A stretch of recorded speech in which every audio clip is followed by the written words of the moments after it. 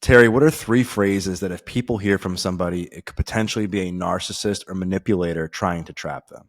Okay, well, I think part of it is when the person makes it seem like they're the only one who loves you, right? So someone's saying, "I'm the only one who really understands you," or "I'm no one else would put up with you but me." They're making themselves be like they're the only one.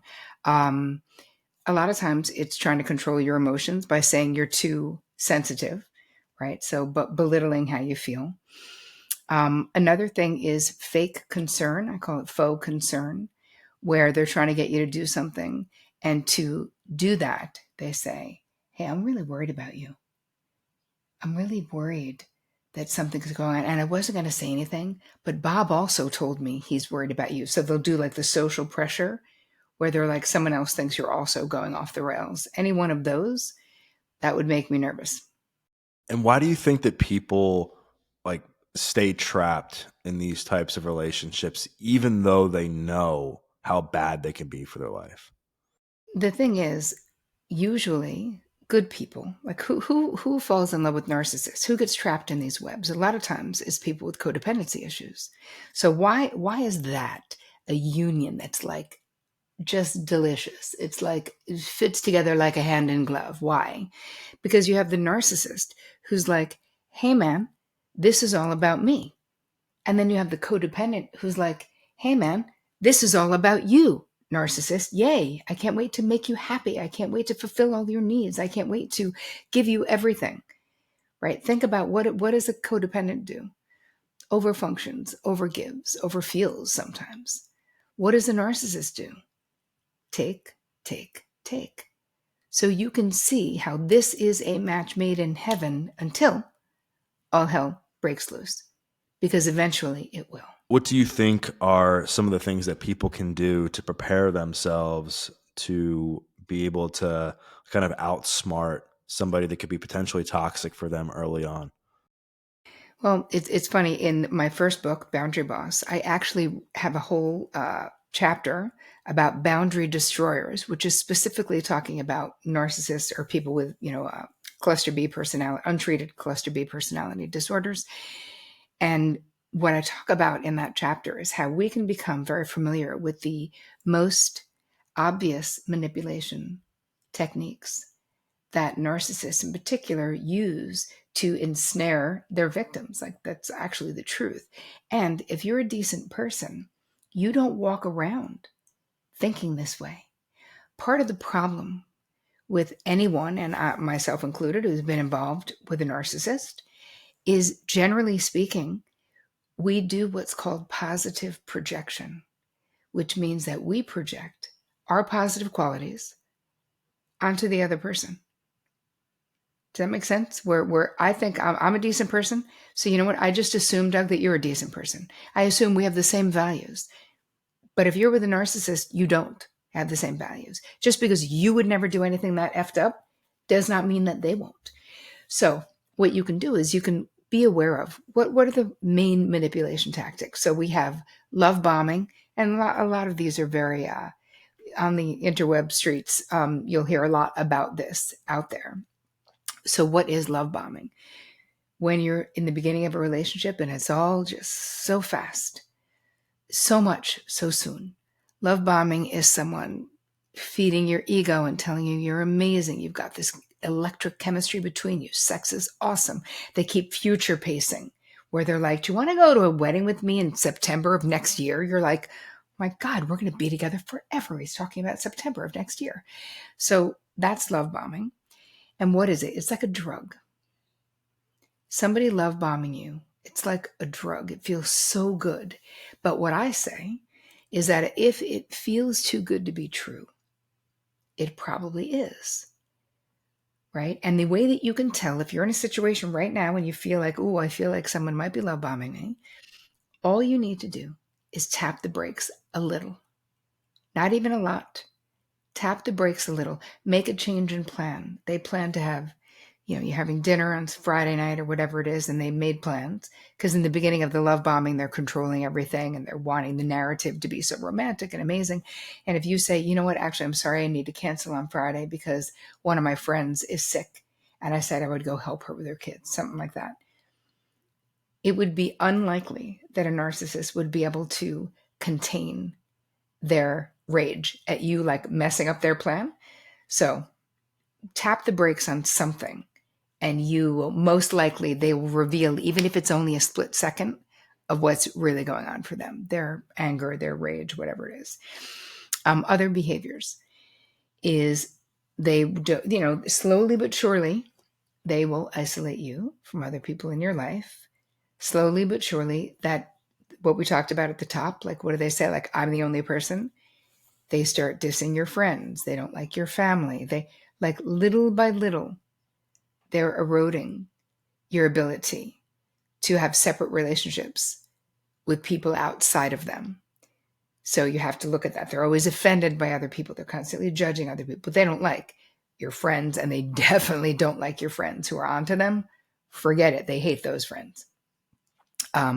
What are the other manipulative behaviors? Gaslighting, right? Where someone is actually denying your lived experience. You may have had a fight about something, or they said something, and they will straight up either lie to your face and say, I never said that, even though you know they did. But most of them are more crafty than that. And so it's little by little, just like the origin of gaslighting, this term. There was a movie, an original movie, I think it was in the 20s or the 40s. And it was a woman whose husband kept turning down the gas lights. That's how the house was lit, so that it was very dim. And she kept being like, is it getting darker in here? Like, is it dark in here? And he was like, nope, you're losing it. So that's the original, that's like sort of the origin of that term. But what it really means is someone trying to keep you off balance, making you need them. I mean, it can be super cynical, somebody like hiding your keys and being like, I don't know why you can't keep your keys together, like that. Straight up lying to your face. And then there's more subtle things where they agree to things and then say they didn't, or they say you agreed to something that you know you didn't. Um, so really, I think that how you can protect yourself is to be aware the first time you have that pit in your stomach, that gut instinct, that like something is whacked, because it'll happen after the love bombing phase. What is the cycle of abuse in a narcissistic relationship, right? It's this aggrandizing, right? Love bombing, which is you're amazing, everything is great. Then we start moving into the hypercritical phase. You do something to fall from grace, then you're trying to scratch your way back into their good grace. And either you can do that, but it's like a whole, I mean, all the cycle is different for all the people. But there will be a moment when the perfect everything you've been experiencing goes away. And that needs to be a red flag to you. Don't go back to all of the, it's like in recovery language, we talk about the pink cloud, where in the beginning of recovery, like everything is amazing. This is the same thing in relationships. When someone is love bombing you, we keep trying to go back to the beginning, and you are not going to be able to. And that doesn't exist, right? That was put on to ensnare you. And whether it was done consciously or unconsciously, it doesn't really matter, because in the end of the end, if you're trapped in a relationship that's abusive and unhealthy, your job is to figure out how to safely get out. And you talked about how typically manipulative people and narcissists are more crafty than what you just described. And I think like terms like gaslighting, love bombing, stuff like that, those terms of they're everywhere on the internet, right? Like everyone's being gaslit, everyone's being manipulated. And obviously, I think it's important to have these conversations. That said, people are still, despite the knowledge of these terms, getting in relationships. And I think I see the topic of narcissism becoming more popular, not less. So obviously there's still something going on. What are some of the crafty techniques that people don't talk as much about that? Okay, well, let's look at it, because there's different types of narcissism. So a covert narcissist does not present, right? All of us think we know, oh, a narcissist is someone who is braggadocious, and they're, hogging the proverbial mic, and it's all about them, and they're exaggerating their accomplishments. And a lot of times, actually, they're incredibly charming. A lot of times they're very good looking. Like, this is actually true about narcissists. But There's also covert narcissists, which is much harder to put your finger on. They present as socially insecure. They present as someone who would feel a lot less threatening to get into a relationship with. But in the end, they're the same thing. They're miserable people. They're jealous of everyone else. They feel like, they're people who are always like, oh yeah, must be nice to have your father own the company. Must be nice to be have somebody pay for college. Must be nice. Like I'd be that successful if I had what they have. So someone who's always um, coveting what other people have, but also insecure. So they're still going to be doing the same thing. They're still going to want you to um, like not go out with your friends or whatever. Like I had a boyfriend who I think was a covert narc who was super insecure, but he still used it to control me. Like it would be like, please don't go out because I feel so insecure that you're going to meet someone and leave me. But the end of the end, it doesn't matter. If the end of the end was I stopped going out with my friends, which I did, barely saw my family, which I did while I was in this relationship, it's like it still worked. But you couldn't have looked at that person because he wouldn't have presented as a overt narcissist, but he would as a covert narcissist. So I think that is more insidious and something that you need to look out for. It's narcissists are not just the braggadocious ones, right? You can be a covert narc and the torture will end up being the same. What are some things people could look at from somebody's personal life, like their relationships with their family and friends, that could be either a red or a green flag if they want to move forward in a relationship? It's a good question because I always look at people's relationship patterns. Now, like even just friendships, right? You can literally see how people relate to each other. So we're talking about, is someone securely attached in their relationships? Meaning, do they have relationships that go the distance? Do they have friendships from childhood? Do they have, are they close to their family or not close to their family? Now, you may have a toxic family that you are not close to, right? Many of my clients do. Lots of people I know do. That doesn't have to say something bad about you. But in the same breath, I would still look at your friendships. And do you have the ability to sustain meaningful relationships? So that would be, if you have the same friends you've had for a long time, I would see that as a green flag. If you're a good communicator, I would see that as a green flag. If you remember what the other person says in conversations, oh, what happened last Wednesday? You said you were having that important meeting. Like, that's a green flag, right? And the opposite of all of those things are all red flags. Because a lot of times, especially with people who lean towards narcissism, there's less interest in you and more interest in you being interested in them. So you could have a whole evening, 2 evenings, a whole life that's literally based on the other person, their interests, what's going on for them. And for some people, if you're highly codependent, that you may be like, that works for me. I have a lot of clients who sort of hide in these relationships, right? If I make the relationship all about you, then I don't have to be vulnerable. But it's eventually very unsatisfying, would be my professional guess. Going back to the theme of the combo and like how can people protect themselves from getting themselves in situations they don't want to be in a couple years from now. Let's just say that let's just say they've fallen into the trap of somebody's manipulated them in some way. And they're like 3 to 6 months into the relationship and they're like, oh man, like I feel trapped. Let me see how this plays out. And I want to do whatever I can to protect my energy because there is some good parts of this person that I see. And I just want to see how things kind of net out, even though I know it may not end up the way that I want to.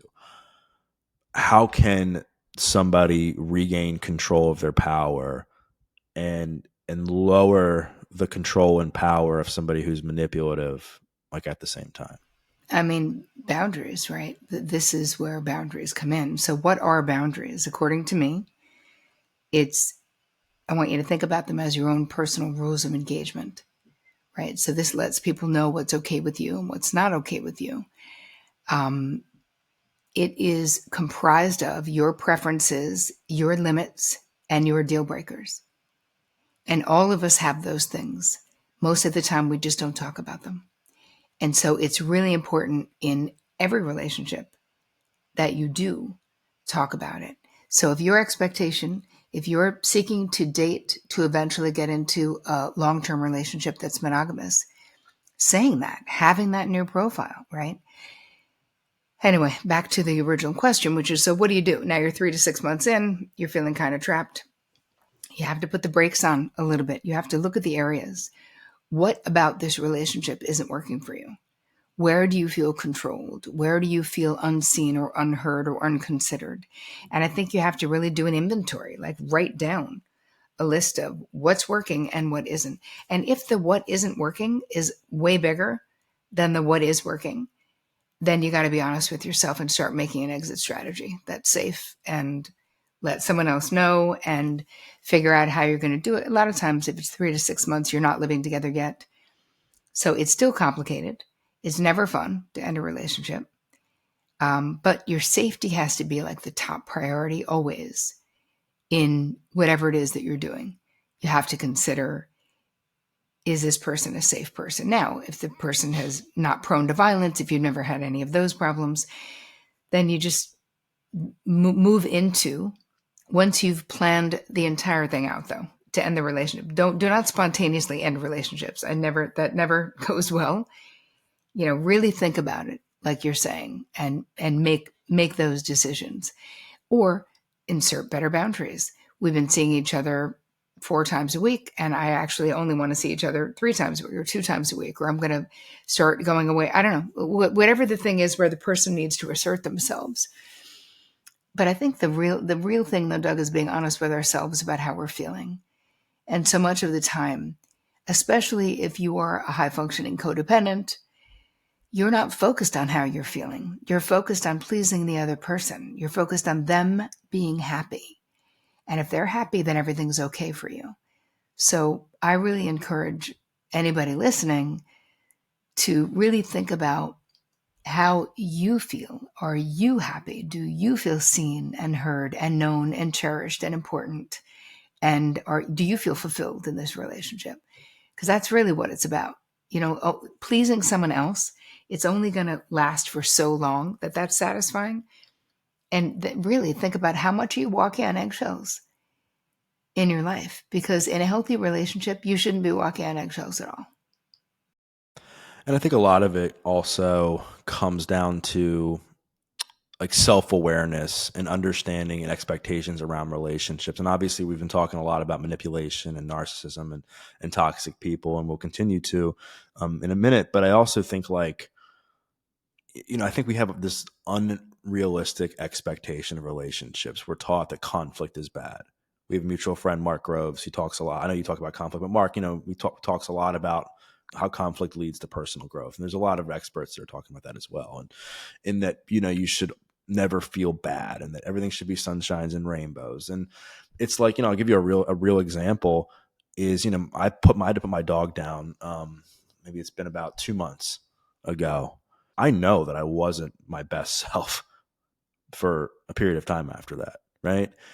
And I think that what I bring this up because, if this had happened maybe a decade ago, I would have felt a lot of shame around the fact that I was feeling off and why I'm feeling off and why I couldn't just suck it up as a man. You know what I mean? And I think that once you gain this level of understanding that it's normal to be irritable or feel like a certain way when something like that happens, and that you just have to have enough awareness to recognize it, communicate, and like feel the feelings, I think things change, because that's a normal like part of life. Like people are going to die, pets are going to die, fights are going to happen. Right. And I think the more you understand that it's just part of the dance, I think the better off you are to have a long-term relationship. And now this is separate from the manipulative stuff we're talking about, but I wanted to say that because I think that sometimes people can default to blaming somebody as being manipulative or narcissism or whatever when their relationship isn't working out. And I think having the self-awareness to be like, hey, like, listen, like, maybe like life's just tough for this last like month or two, and you got to like ride the wave. Does that make sense? I'm on camera a lot, and that's why one of my main priorities is keeping this jawline looking fresh. That's why I'm a big fan of today's sponsor, Vitali Skincare. I've been using their Skin Awakening Moisturizer for some time now, and I can already notice a difference in my skin health. I recently had Debbie and Terri Barber on the show, who are the founders of Vitali. They talked about all things longevity, skincare, wellness, what they're doing to slow down the aging process for themselves, and why Vitali is so much different than other brands, and why they're so passionate about skincare. Vitali uses copper peptides that act as a signaling peptide that can tell stem cells to produce collagen, resulting in a more youthful appearance. And the good news is Vitali Skincare can be effective on any skin type. And even better news is that they're offering a 20% discount for my audience. If you go to vitaliskincare.com and use the word Doug at checkout, you get 20% off your order. Again, vitaliskincare.com. Use the code Doug to get 20% off your order. Now back to the show. It does, but I think you bring up a really good point about the fact that long-term relationships that make it, are not all sunshine and unicorns, right? But what we could say specifically is that to be in a long-term relationship, it's never about never having ruptures. It's about how well you repair after there's a rupture. And that's a skill set that you can learn if you don't have it. But what does it mean to repair? It means to go back to your person. It means to sit down later in the day and say, hey, I'm sorry I was snappy before. Was there more you wanted to say about that? It's understanding your partner's triggers, or their activation points is what I call them, because yes, triggers has been so overused, I can't stand it. And as a therapist, when we talk about triggers in psychological world, we're really specifically talking about traumatic triggers. So I say activation points because there's many things that activate us that don't have to be life and death trauma, you know? But being in a relationship means once there is some kind of a rupture, some kind of a fight, some kind of a disappointment or a disagreement, or you weren't your best or they weren't their best or somebody was, or whatever, is figuring out how do we come back. And all of us have our own activation points from childhood. So you may have an abandonment wound. I have a father wound, right? You may have a mother wound, or my husband also has a father wound. So we know, what are the things you never do to someone who has an abandonment issue? You never threaten to leave. You never just walk out the door and slam it because you need to breathe without saying, hey, I'm going to go outside for about 15 minutes and then why don't we reconvene? Like, you have to be aware of what is your person, this person that you love. You chose this person. What is their background? What is their psychological stuff? It doesn't mean you're responsible for it. But I certainly feel like we have to care about it, right? And it's not that hard, because in the end, you know, some people talk about, you know, fighting is totally normal in a relationship, blah, blah, blah. I feel like, listen, disagreeing, of course, is normal. I don't think you have to viciously fight. I really don't. And I think that fair fighting and being so clear about what is not going to be a part of your relationship, like never below the belt. It's like, think about it. Saying the meanest thing that you can think of to your person is so pedestrian and lowbrow, right? It's like any loser could do that. Do not do that. The whole point of when you love someone is that you know the worst thing you could say to them, and you'd never say it because you love them and because they're your person and you're in it together. So I always like to look at whatever conflicts you have, maybe as you and me against the problem instead of you against me in that relationship, you know? Yeah, and I think, I think fighting obviously gets like misunderstood. I think more it's like, I think the better term, like you said, is disagreements, having healthy tension. Like, you don't want to be super agreeable either, and not, you don't want to be disagreeable on purpose, but you want to have your own values. And if you honestly don't agree with something, like, doesn't mean that you don't love the person. The relationship's not going to work out. It just means like we're human beings and we're going to see the world and issues differently on certain things. And I think it's more like, I've always said like, it's really important just to have each other's backs. And I saw a quote the other day. I'd love to hear your thoughts on this. And it was like the quickest way for me to weed out my friends is, and I forget who said it, is to hear somebody talk crap about their partner. And I just think it's so true, like that you should protect the relationship, and obviously take like abuse and that out of it. I'm talking generally speaking, it's protecting the relationship and leaving it to you to talk about issues and not just venting to people about how bad that person is. Yeah, I have to agree in that. I do. It does gives me pause when someone is talking terribly about their partner. And it's not to say with close friendships, you can't say, oh, hey, we're having this struggle. That's not the same as what you're describing, right? You're describing really like being mean about them publicly. And I always think of, if anyone were talking about my husband, I'd be like, let's go. Like, no, somebody hold my effing earrings. Like, no way. And so I would be the last one to do that, because really when you are in it for life, I mean, my husband and I have been together almost 30 years, and he's still the most interesting person I've ever met, but part of it is that I protect him and the relationship, and so does he, at all costs. It's my first consideration in like what I'm doing. Am I going to write this next book? Well, what are Vic and I have planned for the next year and a half? Because that's how long it's going to take. Or do you know what I mean? Like, how will this impact the marriage is always a consideration for me. And it doesn't mean I don't do the things. If it's going to impact the marriage in a negative way, then we have a conversation about it. And I say, can we tolerate this? Can I write this book, which means you do every single thing in this house for the next year? And he's like, yep, I can do it. I'm like, okay. But I mean, that's literally what you're talking about, is having an agreement as opposed to just expecting that your partner's going to do all of those things. I think one of the things that I've struggled with over the years is defensiveness. I think that's common. Like I think a lot of people struggle with that. And it's obviously like a work in progress, and I do my best to be aware and notice when I'm being defensive. But the reality is I know I'm a flawed human, and there's times where I can be a jerk.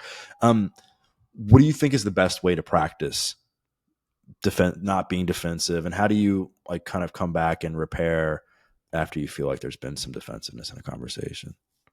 What I think is really helpful, and I really am witnessing you with so much compassion. I myself have experienced this too. I try not to, but it's like my knee jerk reaction is I want to explain why I did it, and I want what really helps is in a long term relationship, both people admitting when you're wrong very promptly.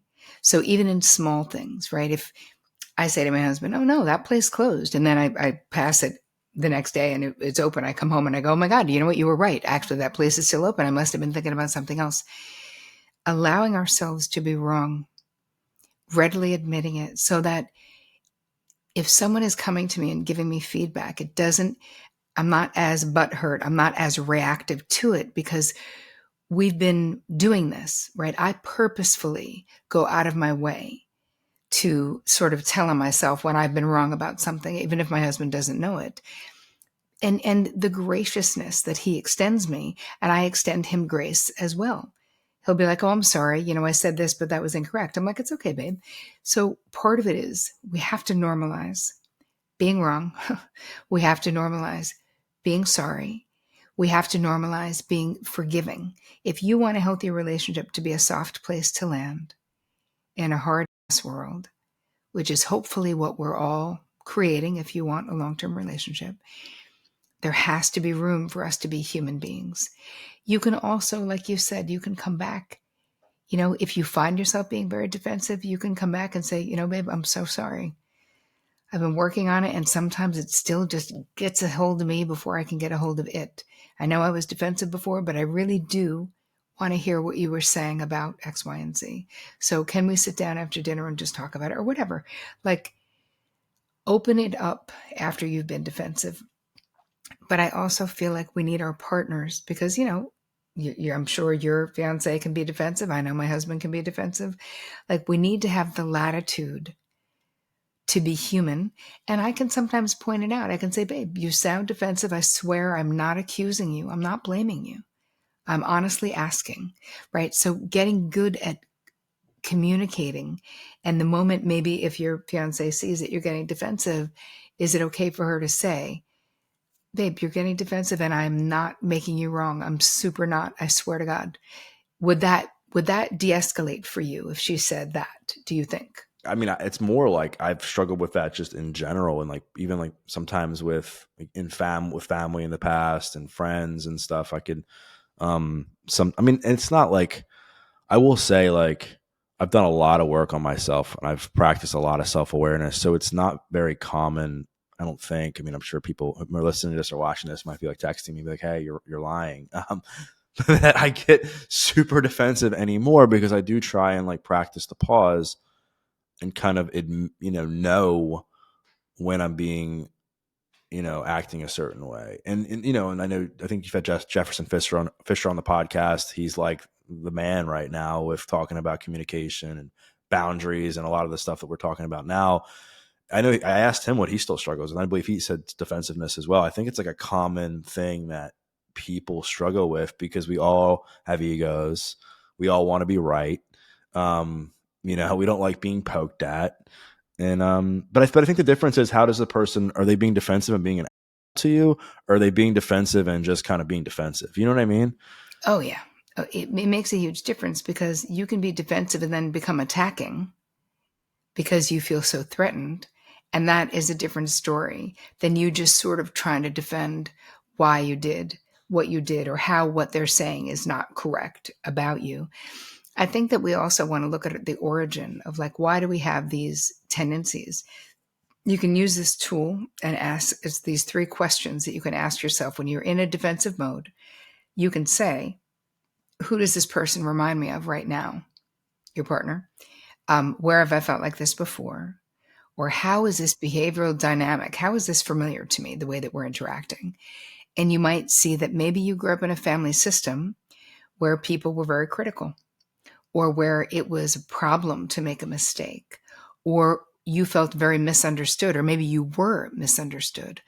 Any of those scenarios would fuel your desire to defend yourself. And a lot of times it's the child within us that's activated to be like, no, that's not, I didn't do it, Bobby did it. You know what I mean? And a parent believes the kid who lied. And that can set you up to be defensive in adulthood. And then what happens is, when you're feeling accused or wrongly accused, it activates that little kid part of you. So I think it's important. Those 3 questions for clarity, I call them, I feel like they can be really helpful to see where you might be having a transference, meaning you're responding to a current situation from unresolved crap from the past. Right. And switching gears back a little bit, talking about defensiveness in a more aggressive way, I think, I mean, maybe it's not just a sign of narcissism, it's a sign of somebody who's emotionally immature, potentially could be harmful, doesn't have their stuff together, let's just say, if they're incredibly aggressive when they are being defensive. What when you set a boundary with somebody who is like this type of person that we've talked about on and off throughout our conversation, um like, what will they do when they've figured out that their game and you know how to like stand up to them and set good boundaries? What will this type of person tend to do? Well, the first thing they'll do is up the ante. So they'll do what Dr. Harriet Lerner would call a change back move, where you're changing the dance. They don't like it. They want you to go back to the way you were. So they'll be like, I cannot believe how selfish you are. Like, they'll jack it up, right, to try to get you to back down. So the first thing is to not back down as long as it's physically safe. And the second thing is to set the boundary, which says, what is the consequence going to be if this person continues to be super aggressive about things?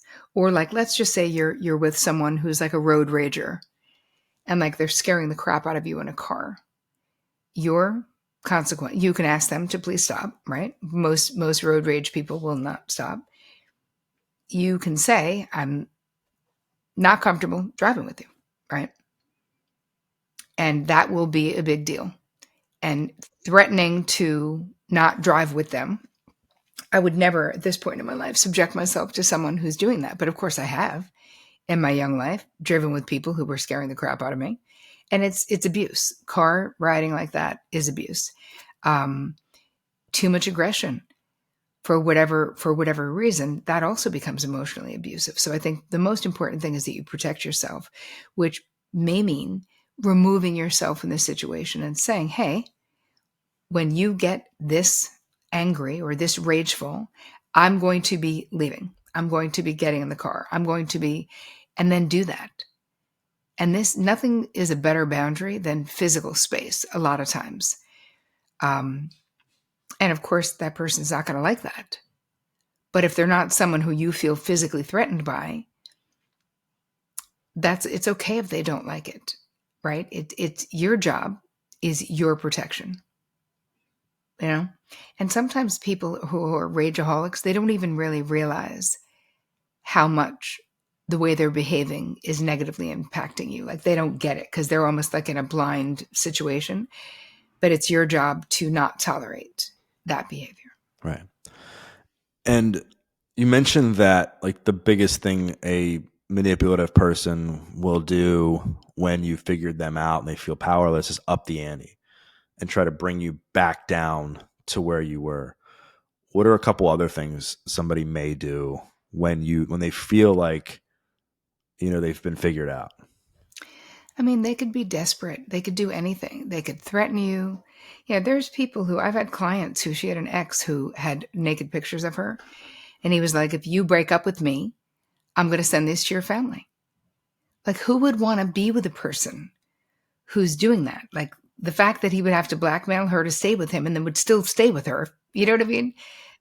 I was like, holy crap. And I was like, let him do it. It's better to get out. And I actually don't think he ended up sending them. But I mean, just what does that say? So upping the ante is one of them. But also a lot of times someone just promises to change, right? Someone just is on their knees. Someone is sending you flowers. Someone's, that's a whole other cycle in the abuse cycle is I promise it's never going to happen again.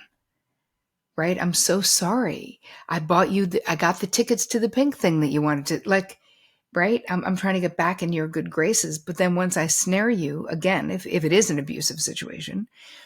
So I think we have to be, mindful. I had a friend who was in a situation with someone, she ended up marrying him, but they, she missed a turn. They were driving and he said something like, what are you, an idiot? To her missing the turn. And she was like, and they were just sort of just dating. And she was like, are you kidding me? Like literally, no, man. I don't know who you're talking to, but you're not talking to me. And he was like, no. I didn't mean it like that. So then the next day he sends her a big thing of flowers to her office, like this big show. And when she saw him after that, she was like, here's the thing. I'm not interested in whatever that dynamic was. You will never speak to me like that again, or we're done. I don't want flowers. I don't want a big sorry. I don't want a big, no. I only want changed behavior. And it's interesting. It's never happened again. And they got married and that's many years ago. But I feel like it's a good example because some people get into it. Oh my God, he sent me beautiful flowers. It's amazing. You know what I mean? And you're like, no, that is a cycle of some you do not want. Terri, anything else you'd like to add to the convo that you think would be useful for the audience? I actually think that for those of you, because boundaries are such a big part of what we talked about in today's episode, how do you do it? How do you know how to do it? I have a great free boundary quiz that you guys can go to. It's literally boundaryquiz.com. How much easier could that be? It's 13 questions, and what it'll do, it'll give you your archetype. And then I give you a video of like how you can make it better. It's totally free. And I feel like it's a perfect place for people to start if you're in a relationship and you know your boundaries need better work, but you just don't know how to do it. So that's one thing. And if people, want to find me, just go to terricole.com, or you can just find me on all the social platforms at Terri Cole. And for those of you who are watching, Terri just or listening, Terri just set a boundary and told me what time it was, and she's got to go. So Terri, thank you so much for coming back on the podcast. Love this conversation. Really appreciate what you do. Thank you so much. And I appreciate you too, Doug.